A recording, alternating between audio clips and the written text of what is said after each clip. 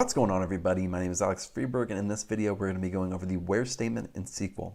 In the very first video we created our table, inserted data into our table. In the second video we went over the select and the from statement, and now we are on to the where statements.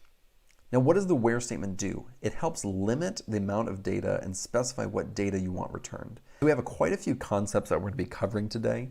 Let's just start out with something really easy. Let's do where first name equals Jim. Really simple. So we're selecting everything where our first name equals Jim, and this is our output. So really simple. Now let's try where it does not equal. This right here says does not equal Jim. And let's execute that. And as you can see, we have everybody except Jim Halpert in there. So now let's look at the greater than or less than. So in this table, I think the one that we're going to look at is age. So let's look at age. And let's do where it's greater than 30. And when we execute that, we're going to get everyone who is over the age of 30. Now, as you can see, we're not including people who are 30 years old. If we want to include people who actually are 30 years old, we're going to add the equal sign right there.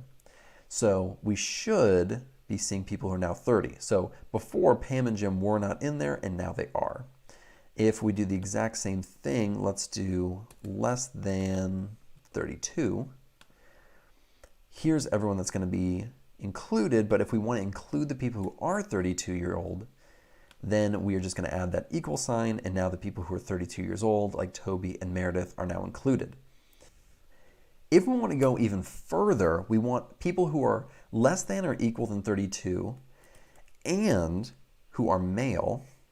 We can say where gender equals male. So now we have two things that we are specifying that we need. We need somebody whose age is less than 32, and we need their gender to be male. So let's execute that, and we have 4 people who meet that criteria. So that's what the and statement does. If we write or, then only one of these criteria has to be correct in order for it to be met. So if we hit execute, now we're saying anybody who's under the age or equal to 32, or their gender equals male. So if we look down here, Michael Scott is actually 35 years old, so he's over 32, but since he is male, he is now included. Let's get rid of everything really quick. I want to look at this like really quick. So let's execute just that, and if you do that, you highlight just that and hit execute, then it will only run what you have highlighted. So now let's look at this whole table. Now, when you're using like, you typically are doing this for sometimes numerical, but most of the time you're using it for text information. So if we're looking at this right here, if I'm looking at last names, and let's say I want everybody whose last name starts with S. You can't really do that with anything else. So I'm going to say where it's like, and then I'm going to say S, and after that I'm going to put a % sign. That's actually called a wildcard.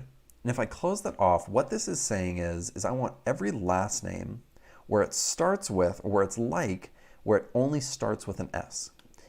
So let's run this really quick. Now we have 2 people whose last names start with S.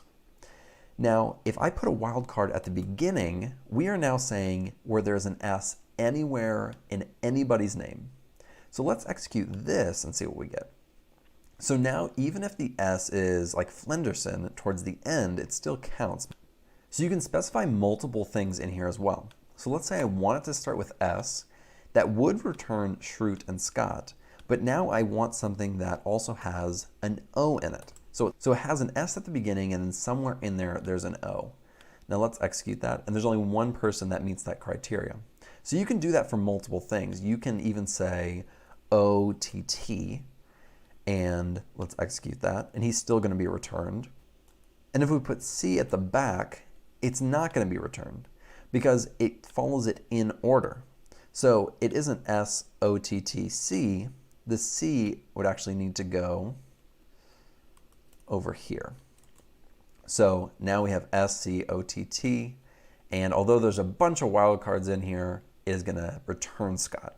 So that is a little hint at how you can use like. There is a little bit more that goes into it. You can use it for numerics. There's a lot of things that you can use this for, but this is just the basics, how you can use it today how you can get started on using the like. In a nutshell, that is how you use like.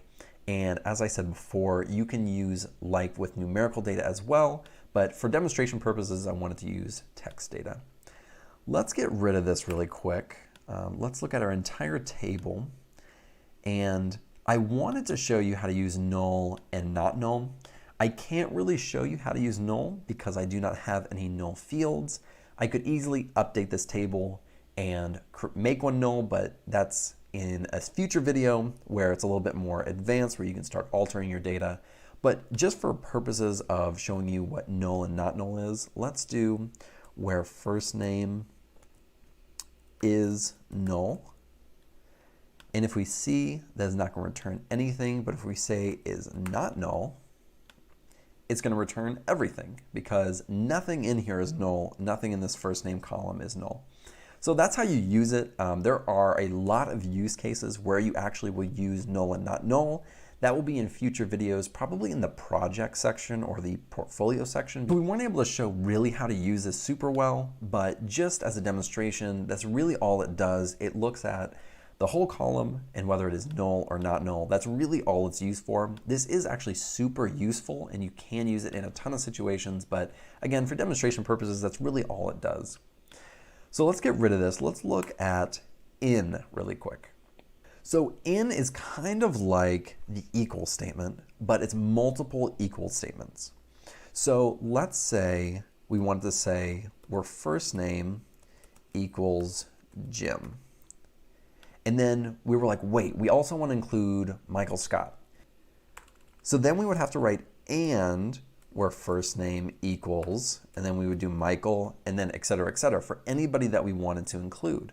But if we said in, we could do an open parenthesis, and then we can say Jim, we can say Michael, and we can say as many people as we want going down the road, just separating it by commas, and if we hit execute, everything would be returned. So it really is just a condensed way to say equal for multiple things.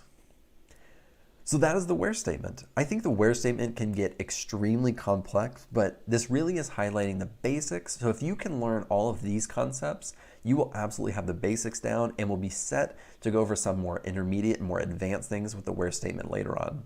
In the next video, we're going to be going over the group by and the order by, and then we are done with the SQL basics, and then you can practice and work your way up into my intermediate level videos, which are going to be coming out very shortly after these videos. Thank you guys so much for joining me. If you like this tutorial series, be sure to subscribe below, and I'll see you in the next video.